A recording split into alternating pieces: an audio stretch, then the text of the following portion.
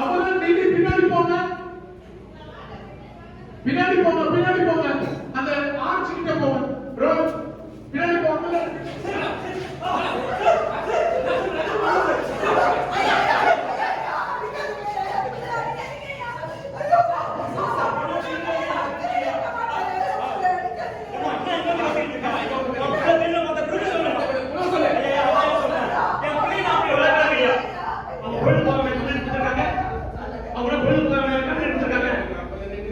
ஐயோ தம்பி ஸ்கூல் காலோட இருக்கும்போது எப்படி